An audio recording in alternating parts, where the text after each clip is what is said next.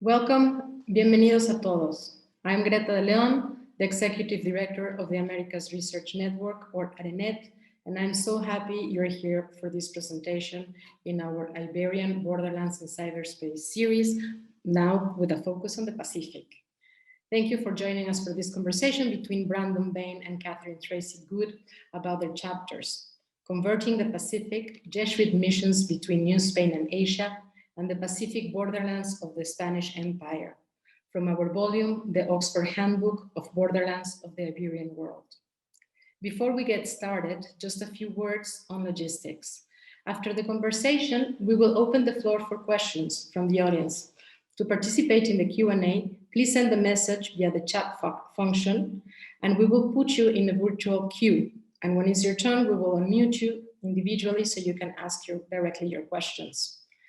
Also, please be advised that this presentation is being recorded and will be uploaded to ARENET various platforms. By participating in the Q&A, you are giving your consent to being recorded.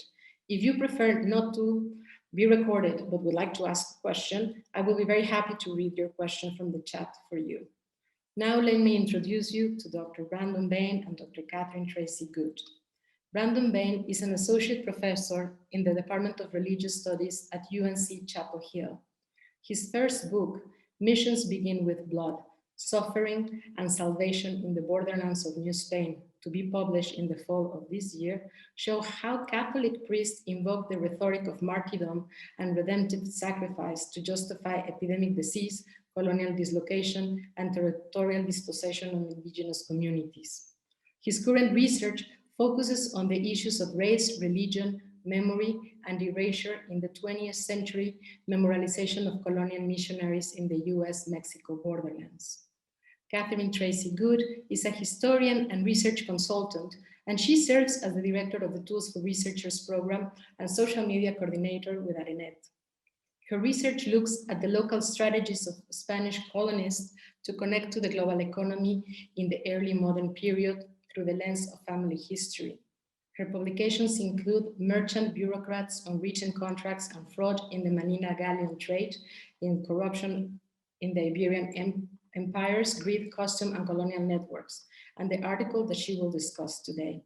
She's currently working on several projects about private letters in the early modern Spanish world. As a research consultant, she has experience working in archives in Spain, the United States, Philippines, and Mexico, specializing in 17th and 18th century paleography. And now let me give them the floor. Hello, thank you so much, Greta. Hello, Brandon.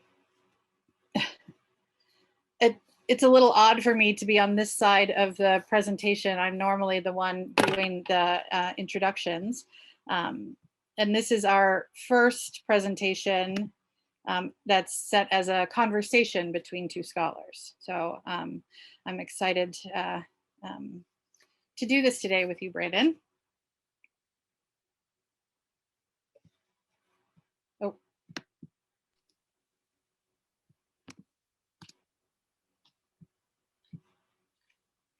Okay, there you are, Brandon. Okay, sorry about that, everyone. It wouldn't let me unmute as a participant there. But yes, thanks for that welcome, Greta and Tracy. It's great to be here and to revisit this work that we were just talking about. We, in many ways, began 6-7 years ago, but we're thankful to be able to see it come out last year. I thought we'd begin by just talking together about what it means to center the Pacific. And Tracy and I decided to open that conversation up by looking at this map, which came out in 1757. It was printed as part of and really placed at the back of the 3-volume edition of Miguel Venegas's Noticia de la California, which was published and edited heavily by the Jesuit scholar Marcos Borriel. And this map, I think, sets out for us what we want to talk about today. And that's, what does it mean? How does it change our perspective to center the Pacific in our conversations about the early modern period and about early modern Iberian empires?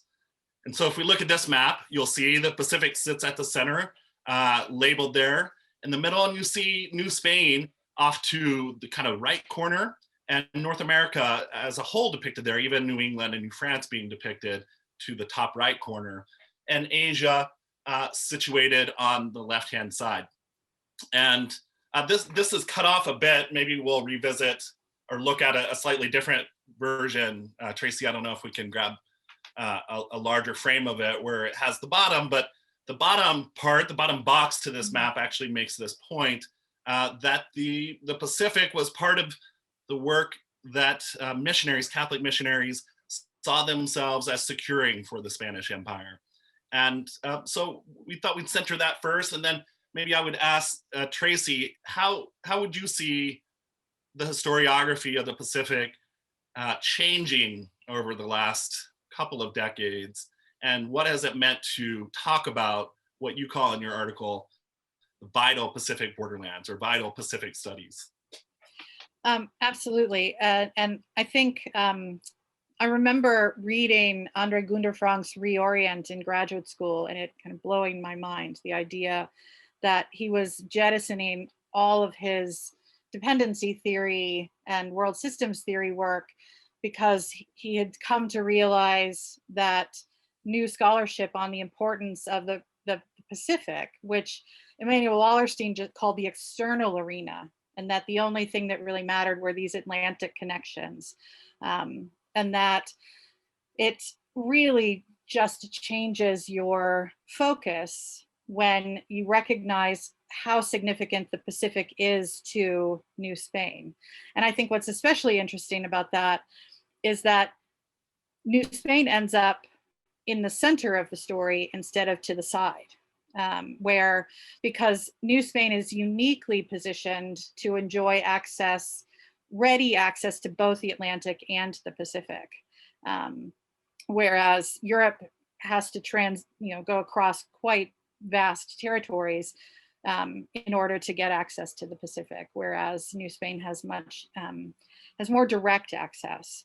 Although some people would say that the Pacific is too big to be considered direct access, but I take issue with that. One of the things that for me, when I was preparing this article, was realizing how deep the historiography on the Pacific, coming from the perspective of Latin America, is. And I set out 4 different categories: the kind of older and old-fashioned versions of the histories I called the Great Men, Great Ships, which is looking at the discovery of Asia by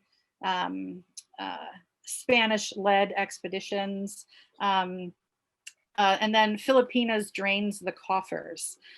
Some of the most important early work came out of Spain, particularly scholars working in Seville.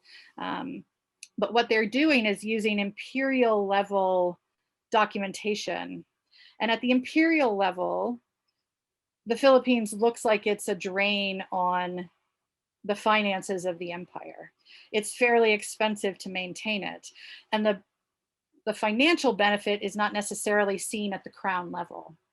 And so I think the next 2 categories of the historiography, New Spain from the Pacific point of view, started to use different kinds of archives outside of the imperial level archives in Spain, in Seville, particularly looking in Mexico, and some work in the Philippines as well. But for large swaths of the colonial period, Mexico City and Seville are your main archives because documents don't survive. There's some documentation in Manila, but documents don't really survive in large quantities there, or except for much later periods, particularly the late 18th and 19th century in Manila, which is still the colonial period in the Philippines, because of course the Spanish maintained the Philippines as a colony through the 19th century. But that shifting the focus, although the end result is still often the same, that the Philippines is a drain on the on the empire. But the newest research, which is what I call in this chapter the vital Pacific Borderlands, is the notion that we can define what it means to be of benefit to the empire in different ways. Now, the account sheets in Seville may look like that the empire is losing money, but the trade from Acapulco to Manila through the Manila galleons, that once a year journey, is bringing in enormous amounts of money. And even if it's benefiting people at the merchant level, the wealth that is produced has a knock-on effect for the empire. And I think the three scholars that I highlight in the Vital Pacific Borderlands section, Tatiana Cejas, Guadalupe Pinzon, and Mariano Bonigliano. I always mispronounce his Italian name. He's Argentine. But their work really demonstrates how important these connections across the Pacific are. And that's the very sort of short version of the historiography. And I wondered, Brandon, if you could help us understand the religious aspect of this, because my chapter very much focuses on the economic historiography, and in particular, the historiography produced from the Latin American perspective, not from the Asian perspective. But a really important part of these connections are the religious connections. And your chapter focusing on those Jesuit connections is really, if you could speak about some of that historiography. Yeah, so, and going back and revisiting these chapters, I can see, always had an idea why Cynthia and Donna placed our chapters beside each other, right, in terms of geographic focus. But we also, I think, had some kind of parallel experiences with the historiographies that we were working with. Jesuits famously, and this is partially just like a popular notion about the Jesuits, that they're about centralization, right? That they take this fourth vow to the Pope to go wherever the Pope would send them, that they're kind of uniquely tied to Rome in a way that maybe other religious orders aren't, and that they're highly organized into kind of a hierarchical system in which generals govern over provincials, and alongside the work of procurators, then govern over rectorates, and everything kind of goes up a strict ladder. And more recently, there's been a whole range of work, beginning with John O'Malley, who has one of the preeminent scholars of Jesuit studies, who has urged folks studying the Society of Jesus to look at the centrifugal forces at work, to not just look at the centralizing forces, but the way in which the society spread out, and the way in which, in spreading out, there are new connections that are forged horizontally between different provinces, between missionaries that are often exchanging devotional works, they're exchanging actual material goods, they're exchanging prayers for each other and letters, communicating back and forth, in the case of this article, back and forth the Pacific, between Jesuits who are working in Japan or the Marianas and Jesuits working in Peru and New Spain. And so I think that shift from, looking in a way, beginning with the sort of center, right, whether it's Madrid or Rome, and moving and centralizing New Spain and centralizing the Pacific, and seeing the ways that there are these horizontal exchanges, are really kind of mirrored between our two articles. And that also entails a different sort of archive, right, than following, in your case, you note that the earlier historiographies relied significantly upon archives like the AGI in Seville. And there's been newer work that's in your work to begin that study in New Spain, right, and to look at archives that had been deemed peripheral to now center them. And I think the same has been done in the study of early modern Jesuits, people like Luc Clossy, who has studied exchanges between German Jesuits in New Spain and Portuguese or Italian Jesuits in Japan, and seeing the ways that they're speaking to each other and learning from each other. So I wanted to build on that and specifically look at ways in which comparison operated to fuel work on both sides, right? Mm-hmm. Ways in which things that were done and learned in New Spain got translated and used as a point of comparison in the Philippines, and then vice versa, things that happen in China, Japan, India becoming important to how Jesuits in New Spain and in Peru imagine themselves. Mm-hmm. I don't know if we want to talk about this image now as a way of getting to that. So this is an image that comes from Lima, from the Church of San Pedro in Lima, the Jesuit Church, the main Jesuit church in Lima for in the early modern period. And it's anonymous. We don't know who painted it, but it gives us a good sense of one way that this operated. So just to kind of break this image down a bit, you have in the center of the painting Ignatius Loyola, the founder of the Jesuits, and then on each of his sides, two of the earliest and most important companions of Ignatius, Francisco Borja, or Francis Borgia, and Francisco Javier, Francis Xavier. Borja on our left there, Francis Xavier on our right. Surrounding them, you have several figures that I had to kind of work hard to correlate to other images, other maps, other portraits. And as I began to correlate, realized that almost all of them are from Asia. So on both sides of Ignatius Loyola there, you have Matteo Ricci on what's our left, his right. And you have Adam Shaw, another well-known, one of the most famous missionaries to China alongside Matteo Ricci. So two of the most famous Jesuit scholar missionaries in China. You have on the right beside Francis Xavier, Alexander de Rhodes, who worked in Vietnam, Indochina. And then on the left beside Francisco Borja, you have Britt, who was a well-known missionary who pioneered some of the Jesuit accommodation work, accommodatio, in India. In the top, in the sort of heavenly sphere of this portrait, you also get this reinforced in the top left, what's on our top left, with the depictions of the three Jesuit martyrs of Nagasaki from the 16th century, who are each there holding both their crosses on which they were crucified and their martyr palms. And then on the right, you have the three Jesuit scholastic martyr saints of Europe. And so there's a pairing there of Asia and Europe in the top. Maybe I'll leave it there. There's more to depict in that image, and I spend more time talking about the rest of that image. But it gives a sense of the global imagination that the Jesuits have for the work that they're doing. There's Atlas kind of in the middle holding the globe with the Great Commission underneath him, images representing all the continents on each side of him, in the sense that they're going to all the world, but Asia being the center of that work.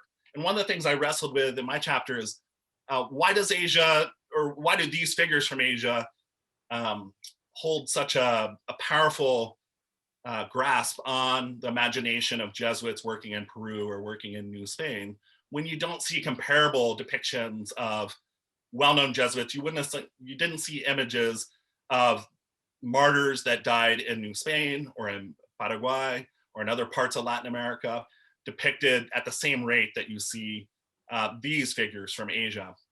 Part of that's because of canonization. The three Jesuit martyrs of Nagasaki were canonized in the 1630s. So there's a reason why they can be depicted in devotional spaces, whereas martyrs or famous missionaries from New Spain and Peru would not have been.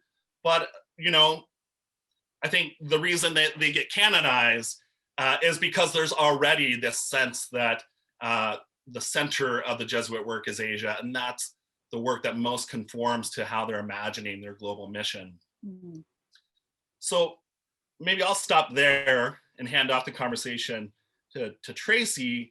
And maybe Tracy, you could tell us a bit about, you know, I'm talking here about kind of cultural imagination and exchanges of ideas across the Pacific. But in your article, you focus much more on materiality and on markets, right? And so maybe you could tell us a bit about the Manila galleons, how they operated, and how they open up new spaces of exchange across the vital Pacific borderlands. Absolutely. No, and I think it's so interesting how you show in your article how Asia looms very largely, or looms large rather, in the minds of the Jesuits, where no matter where they are, and that and thinking about movement, I speak more about the movement of goods, but the Manila galleons were a key way for missionaries to move, which means that if they're coming from Europe, that means they've had to come through New Spain. So again, it centers New Spain in important ways, because that access through Acapulco to Manila through the Manila galleons. I'm just going to go back. I forgot to show this original image of 1628 of the port of Acapulco. One of the things that's interesting about Acapulco is that it's really sparsely inhabited, particularly by Spaniards. It's a really small town, except during the sort of 2 to 3 up to 4 months when the galleon is in port. There are massive fairs to sell the goods that have arrived, but it was not a place that Spaniards spent a lot of time. So that idea that although it's so vital to the larger economy, it is, I still classify it as peripheral, although not everybody agrees with me on that, but it certainly is this idea of it being a borderlands, and that it's distance from the center, but that they're still mutually dependent, which I think is an important part of that core periphery relationship. Here's just a few things to show you. This is another historical map of the port of Acapulco. The galleons, in their connections to sort of the sort of physical connection between New Spain and Asia, only run once a year. It's due to the trade winds. The trip out, you can see, is the shorter trip. It's about 3 months. The trip back from Manila to Acapulco is 5 to 6 months.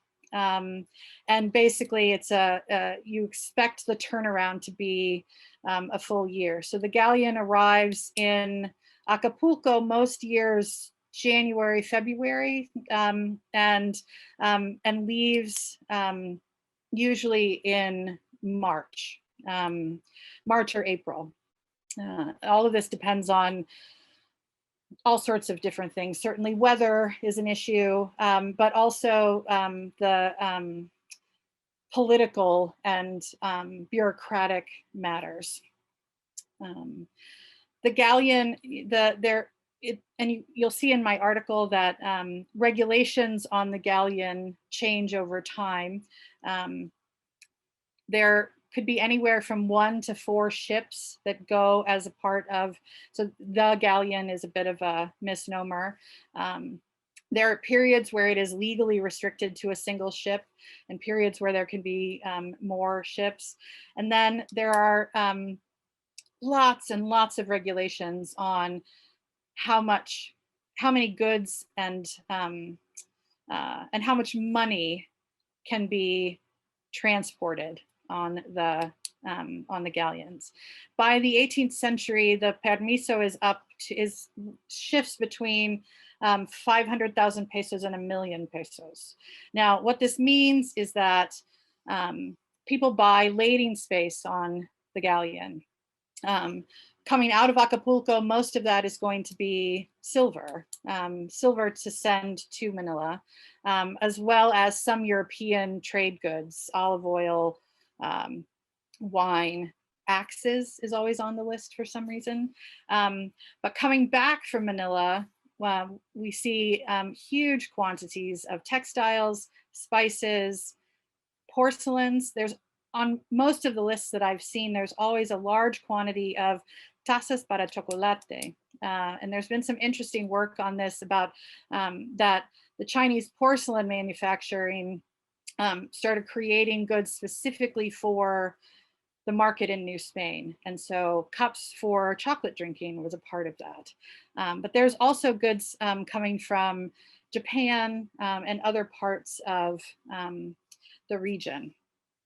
And I think one of the things that I look at in my research is how these material goods are connecting people in New Spain to Asia. So part of that is through the story of the Gallo de Pardiñas family, and they are the political and military leaders of Acapulco for about 70 years. And their control of the city and the trade gives them access to a fortune, basically. They make their fortune in Acapulco. But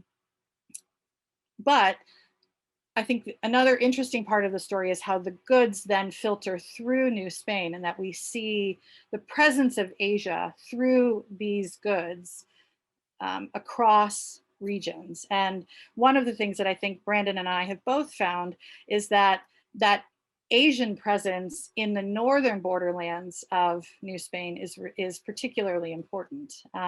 So I'm going to now ask Brandon to talk about the along with the movement of goods through the Manila Galleon, but what that means for missionaries in terms of the movement of people and people, ideas, and information.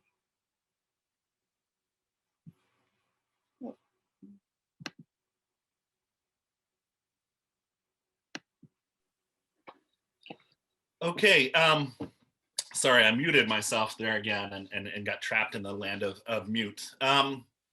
Right, so one of the conversations we had, and you pointed out at the beginning, is that missionaries that wanted to serve definitely in the Philippines or the Marianas would have to go through New Spain. And I guess maybe we should point out, I don't know if we have, technically the image we're looking at here is New Spain, right? Because New Spain included the Philippines and the Marianas. They're part of the viceroyalty of New Spain. And so in a way, the Pacific itself is this trans-Pacific viceroyalty. But right, so Jesuits who are hoping to serve in the East, at least those who are going to go through the Spanish route to the East, are going to have to go through New Spain, often spending a year or 2 years, sometimes completing their vows in Mexico City, in Guadalajara, and then eventually through the Manila galleons making their way west, or what they call to the east. So there's this sort of circulation that's going on, and often some of these missionaries didn't know where they would ultimately end up as they went. And so someone that I write on, and I notice Mark O'Hare is in this chat. He's one of the leading experts in the world on the missionary Eusebio Kino, is someone that goes through this, and his life actually parallels. It's striking in reading your article. The figure that you feature from the Gallo family arrives in 1678. Is that right? 1678. And Kino arrives just a couple of years later to New Spain, himself hoping to go and serve in China.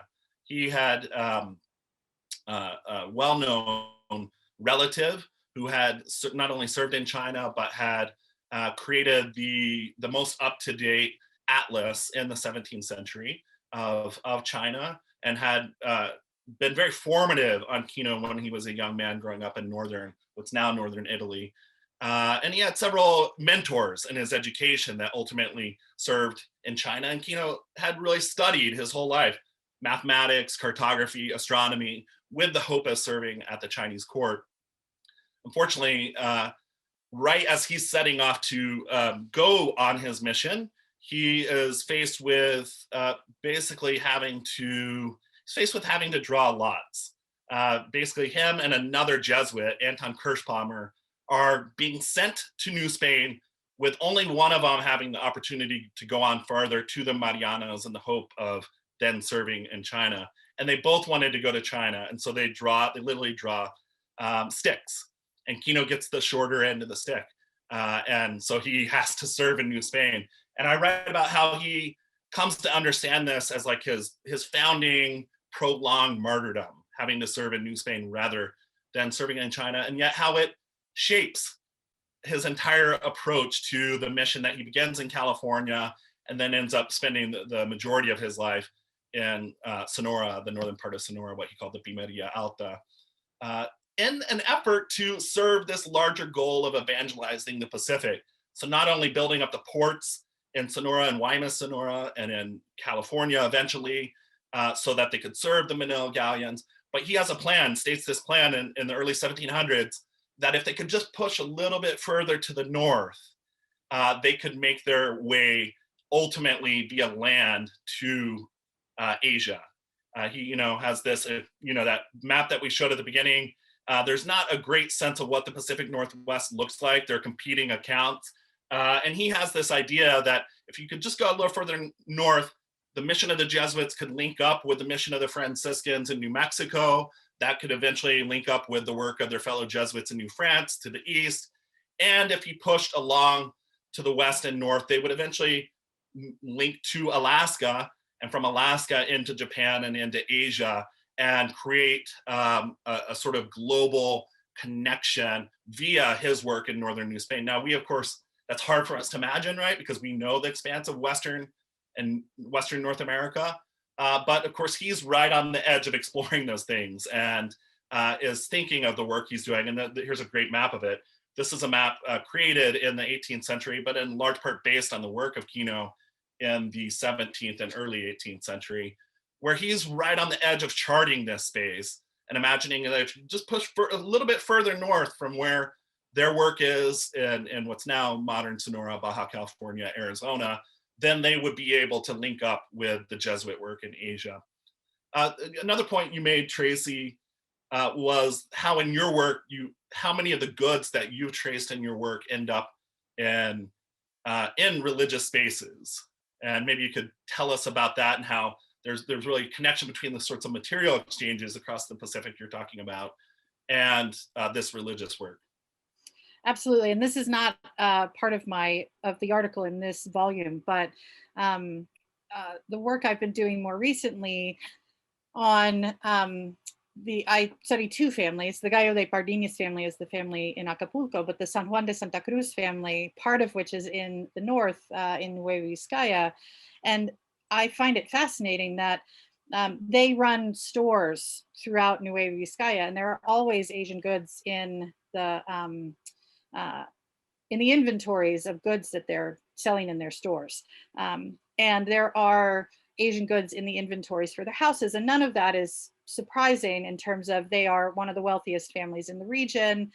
There's been some really important work by art historians in the north, like Clara Vargelini, but others as well, that the wealthy families in the north had Asian goods in their homes, largely decorative.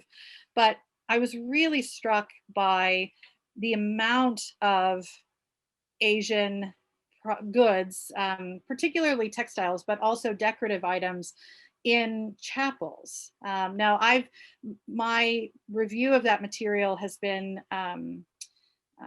in private chapels, so the chapels on the family haciendas, but that it's an enormous amount of material, and the idea that the religious imaginary about Asia being such a part of the missionary project, the Jesuit missionary project. And of course, the San Juan de Santa Cruz family at their house in Chihuahua is on the plaza directly in front of the Jesuit Colegio. They have, the San Juan de Santa Cruz family has quite deep connections to the Jesuits in terms of donations and money, and conflict between them as well over donations and money, for the most part.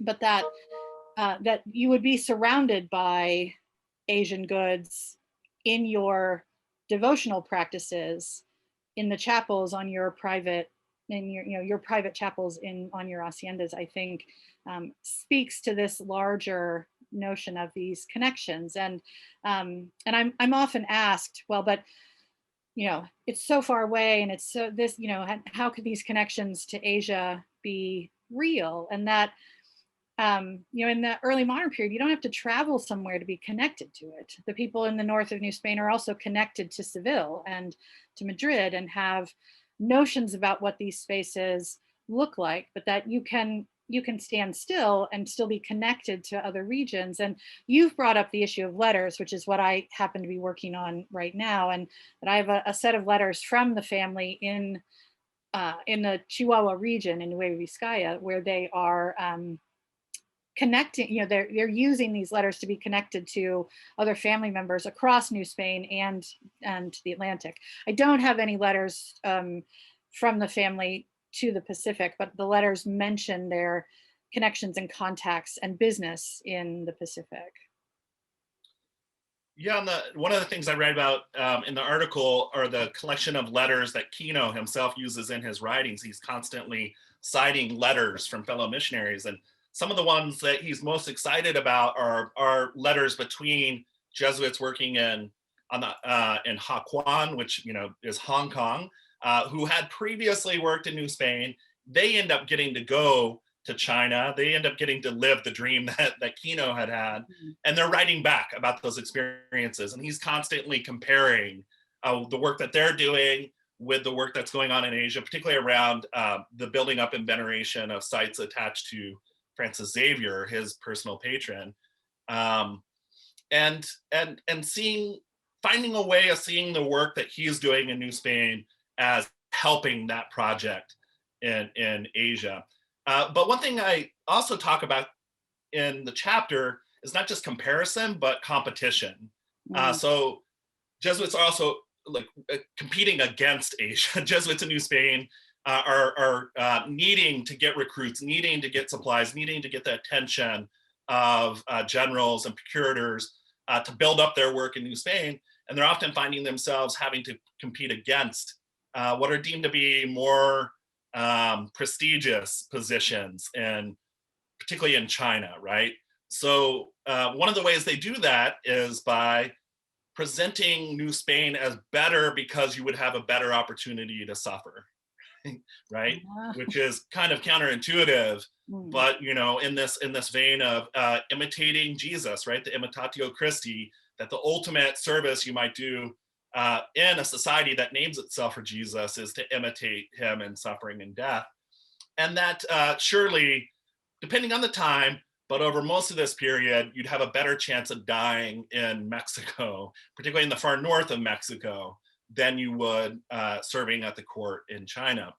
And so someone like Andres Perez de Rivas, who's the provincial of the Society of Jesus in the mid-17th century, in his sort of monumental account of that work, and I know Susan here has written on this as well, the triumphs of our holy faith amongst the most barbarous and fierce people of the New World, Perez de Rivas is constantly referencing Asia and constantly kind of comparing the work they're doing, but also saying that New Spain is the better opportunity for a potential young Jesuit, because you would have a better chance of suffering and dying, and therefore triumph, right? Lead the church triumphant in its expansion of Christendom. We were going to talk a bit, I know we were going to get to Q&A, but we wanted to talk a bit about Borderland, the idea of Borderlands, and whether that fits an ocean. So we're using this term Borderlands. It's in a handbook on Borderlands, but we're talking about connections across oceans. So maybe we could kind of wrap up our part here by having you. No, absolutely. I did just want to say, though, that I think that it's fascinating that the Jesuits are, that it's the comparison and competition, that that Asia and New Spain are connected in their conception of what their global project is. And sometimes it's in comparison, but sometimes it's in competition. But that, again, that Asia looms large in the sort of processes that are happening in New Spain. But I think I would really like to discuss this issue of Borderlands, because you point out in your chapter that Borderlands as a concept seems to imply something that's on land. It's a line in the sand on land, and that in working on the Pacific, we are reconceptualizing an aspect of borderlands to think about connections across oceans. And that there are other chapters in this volume that I think also do a good job of showing how those connections then lead in with other waterways, in rivers, or the sort of closer connections of islands in the Caribbean as well.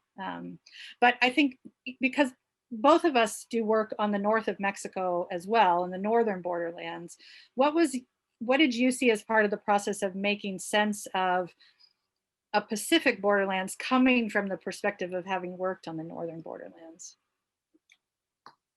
Well, I really liked, I quoted your chapter in my chapter. You say something like, this type of borderland is more remarkable for the distances bridged than the spaces occupied. And you talk about it as a connective web. And I think that's really helpful back to thinking about northern borderlands, because Inez Zupanoff in her chapter in the handbook talks about the Portuguese presence in Asia as a shadow empire. But there's a way in which Jesuits being in India, Jesuits being in Vietnam, Jesuits being in Japan allows Portugal to imagine its empire to be much greater than it is, right? Yes. They sort of, by their presence, by their mission, by their mapping, cartography work, by their presence at different courts, sort of create the illusion that the Portuguese Empire is in fact, dominates a much greater space than it actually does. But really what they're doing is what you're talking about. They're forging connective webs. They're not actually occupying space in China. They're not actually occupying space in India. And I think that's a similar thing that we need to be reminded about in the North. We often talk about borderlands or use that concept from the Spanish perspective. Here we have this map, right, of Baja California, of Sonora, that gives us the sense that this is a place that has been brought within Iberian imperial domination, that they have territorial control. But scholars like Juliana Barr, a colleague here nearby at Duke, have reminded us that in most all of these cases, what we're calling Spanish borderlands were actually indigenous dominated territories. I have another colleague, Kathleen Duval, who's currently writing about the Atam that occupied most of the spaces depicted on the right side of this map, and making a very strong and compelling argument that the Atam dominated that space from really for hundreds and hundreds of years, and countenance people like, kind of coming through and mapping it and helped him in some cases, but that in fact they are the ones that have that are controlling the territory, and they're deciding who gets to be where and what gets to remain and what at times they need to get rid of or expel. And so I think that's a helpful reminder to me as we think about the Pacific, that even as these maps sort of give the illusion that they've been brought within European, Iberian control, that in fact, that's sort of a shadow, and what we're really talking about here are networks and connective webs rather than occupied space. Yes, and that I think I love that description that you've just given, because there's a case, again, from the inventories that I have for private properties in the North, where properties are left abandoned essentially for a period of time. Not, they're embargoed until the family can't use them, and local indigenous populations steal them. That is what the document says. But I thought you could completely reconceptualize that as the indigenous peoples retaking their land, that they are, and that, that the idea that this is and I think this is common in borderland studies, especially for the northern borderlands, that this process of negotiation is constant, and that if we start to look at, because I'm looking at particularly at the Spanish presence and you're looking at the Jesuit presence, and that these interlopers have moments where their networks are strong, but not necessarily their control of the region, I think speaks to how we're conceptualizing borderlands. But I think now we should probably turn it over to questions. I'm going to stop. Oh, I just want to show you one last thing. Thinking about the current imagination, how Asia is imagined in Mexico today. I bought this at La Lagunilla many years ago. I don't think it's originally from 1939. I think it's a fake, but it still made me laugh. And thinking about what the Pacific can bring to you if you are in Mexico. So. All right, I'm going to stop sharing now and turn this over to Greta. Thank you. Thank you, Tracy. Thank you, Brandon. So if you want to ask a question, just let us know via the chat section on the bottom of your screen, and then we can unmute you, so you can ask your question directly. Or if you want, I can also read your question. So, Michelle Molina. Thanks for this wonderful presentation. I really enjoyed it, and you guys are very good conversation partners. I wanted to ask you, Catherine, about the devotional items that you're finding in the inventories, or I'm sorry, in the items that belong to chapels. Are they devotional items or are they decorative items? And I'm curious whether you're seeing, coming back and forth in those ship inventories, devotional items that may have been produced in Asia and for New Spanish consumption, and then vice versa. What kinds of items are going back and forth that would have been part of people's devotional lives? Yeah, the things that I've seen in the inventories in the North, and I'm looking at this from the perspective of properties of a particular family. So I'm not doing a wide study of this for the North. Yeah, no, but that's what's so interesting is what do they have in their chapels, right? Well, I would say that it's mainly decorative items, and that it's a lot of textiles, and it's particularly the and this is where my lack of knowledge of Catholicism, so I don't have all of the vocabulary, but the idea of their the vestments and the different costumes for the priest, and then other decorative items, again mainly textiles, but so I haven't seen on these interviews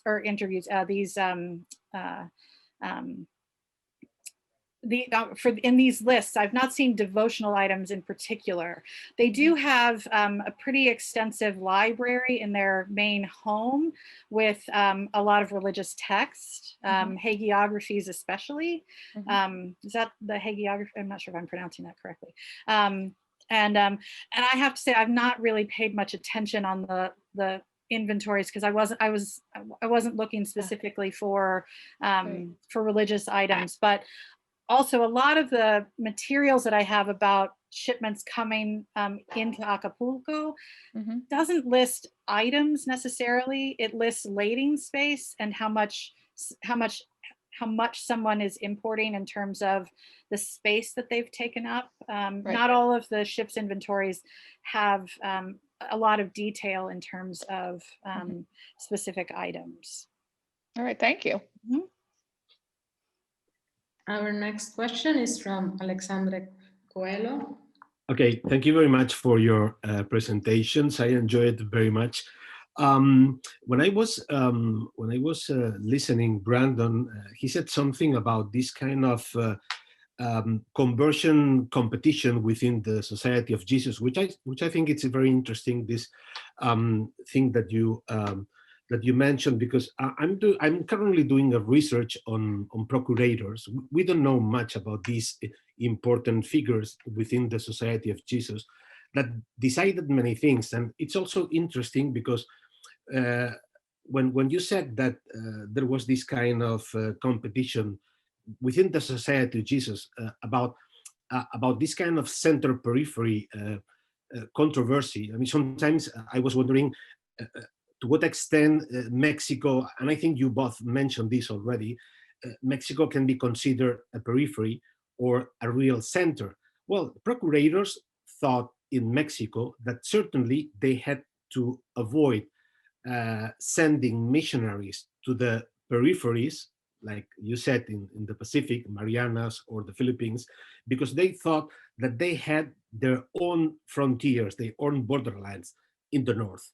So I found in my own research that there was a tension between some provincials in Mexico and also some procurators, because some of them wanted to send missionaries to China or to the Philippines, but there was a real struggle because some provincials didn't want to, because they thought that since they had their own indies, there was no way to send the missionaries so far, because it was not their business. So again, I think the main problem about borderlands is, in my opinion, what do we understand by a real metropolis or a real periphery? And I'm not quite sure that Mexico is a periphery. Or I mean, when we compare this to Madrid, but Madrid is so far, and nothing is decided there. I mean, of course, they send royal decrees, but then when they arrive to Mexico, I mean, decisions are made in a different way. And this is the main problem that I have when I'm dealing with these issues. And again, when we talk about borderlands, the main problem is that, well, what do we consider a center, or what do we consider a periphery? Well, thank you very Right. much. So, yeah, thank you. And it's fascinating that you're working on procurators, because I think they're key to what we're describing, right? They are the people who are kind of working horizontally and working these networks. And I mentioned the article, the work of Jose Gabriel Martinez, who has written on the procurators as central to kind of driving the whole engine of the Society of Jesus. So I think you're right. And I didn't quite know about that kind of that ambivalence that you're describing, about, hey, yeah, we could send more people there, but we need them here. And so I think that's a really crucial point.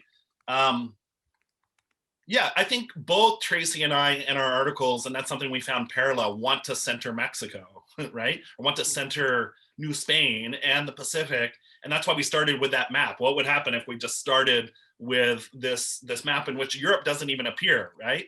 And most of North America is on one corner, and most of Asia is on another. And here we have this ocean, and we have New Spain playing this central role as a trans-Pacific contact zone. It's in New Spain that these places are meeting, right? And it's through these networks that run through New Spain. So I think we agree. I think that's part of what we were both trying to do in our articles, was to start and say, with archives, with our own imagination, what happens if we think of New Spain as the center, right? And start there.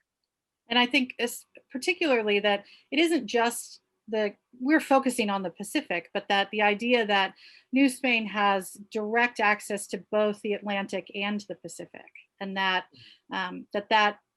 it's a unique position geographically, and that I think is exploited by merchants and missionaries. The idea that this is, it's not just in some ways, it's an in-between space between these two places, but it becomes a central place for interaction between the Atlantic and the Pacific. Thank you. Hey, you wanna ask your question? Hi, everybody. Brendan and Tracy, thank you so much for a really great conversation, and very, very provocative. And I love this idea of thinking about space as connective webs. And I think you make a really good case for that.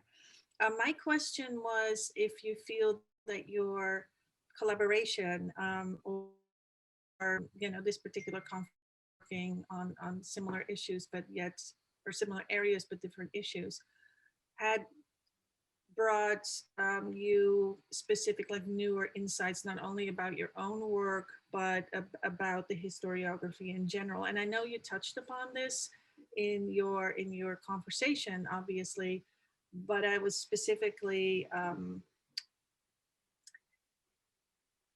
was specifically prompted by this idea that maybe cultural religious ideas even, that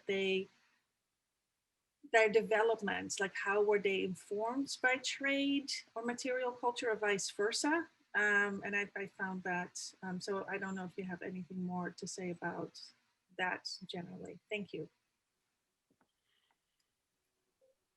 Would you like to go, Brandon, or? You can go first, Tracy. Well, I think in rereading Brandon's article in preparation for this, two things really struck me about my own research, and that, and I think this is probably part of the Jesuit historiography, this idea of the difference between sort of horizontal networks and vertical networks, and that, but that's, I think that idea is particularly interesting when we think about borderlands, and that because I think part of what happens in borderlands regions is this horizontal networking because of there is a disconnect.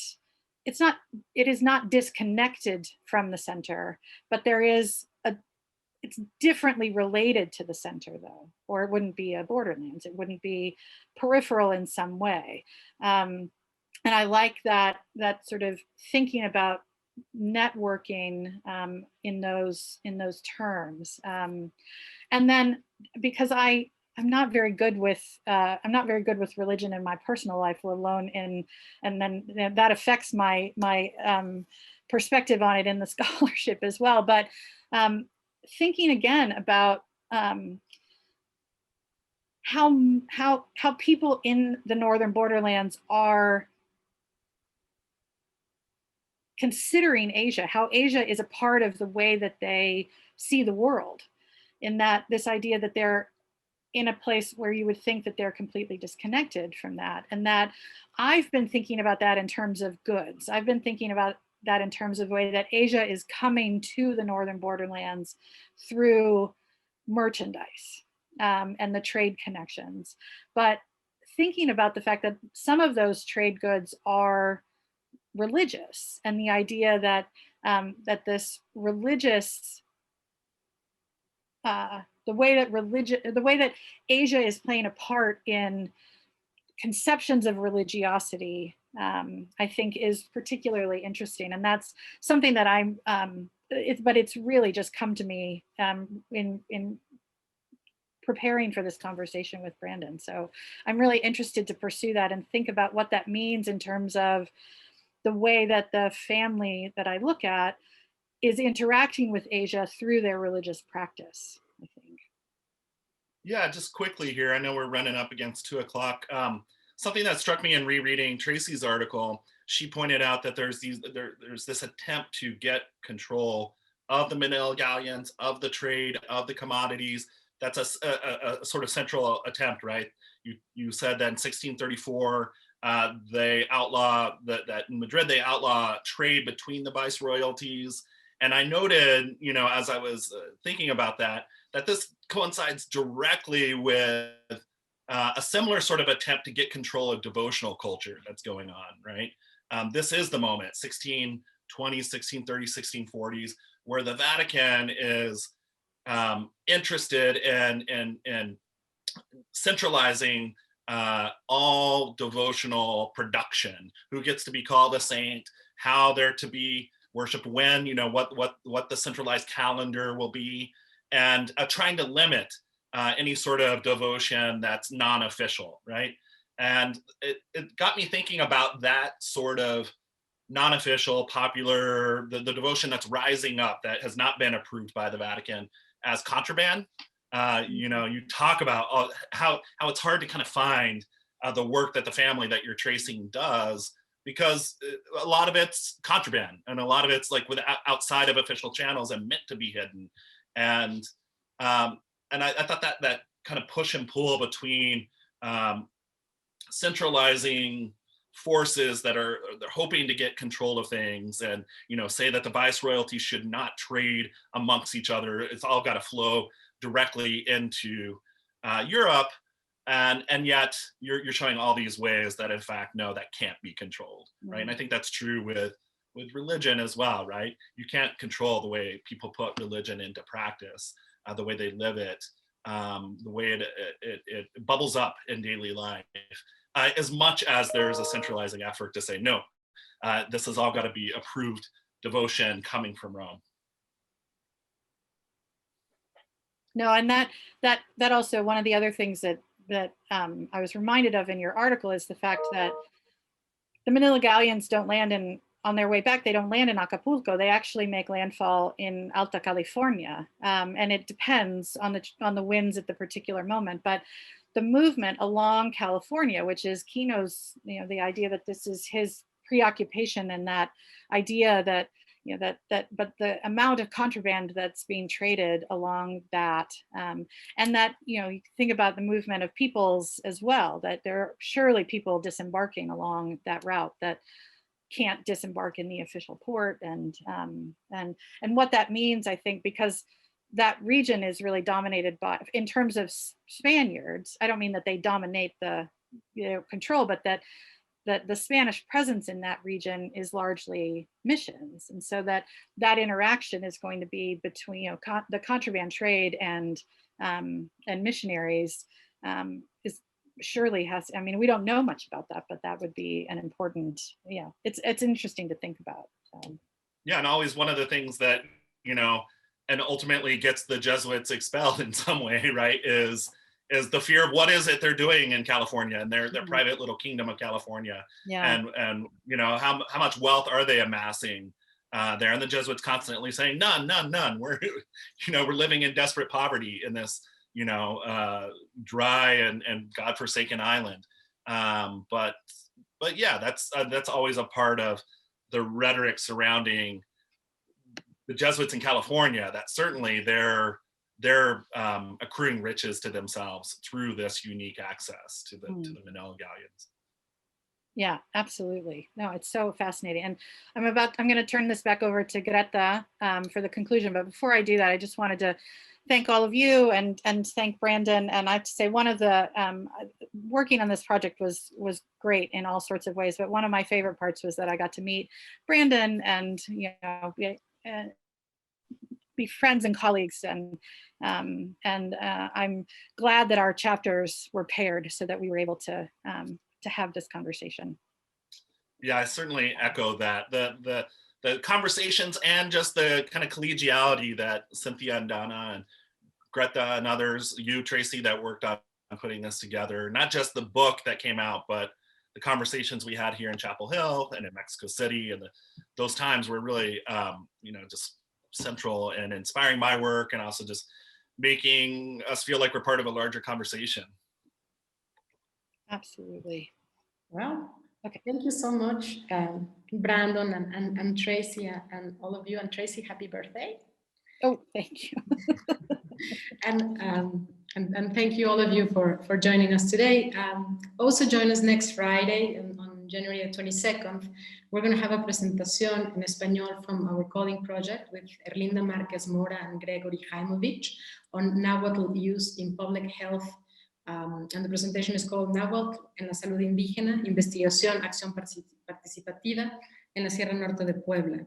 And on January 29th, we'll return our focus to the Pacific, to our Iberian Borderlands in Cyberspace, in a presentación también en español with Marta Ortega, and she will be speaking about her chapter, Impact on the Spanish Empire of the Russian Incursion into the North Pacific, 1741-1821.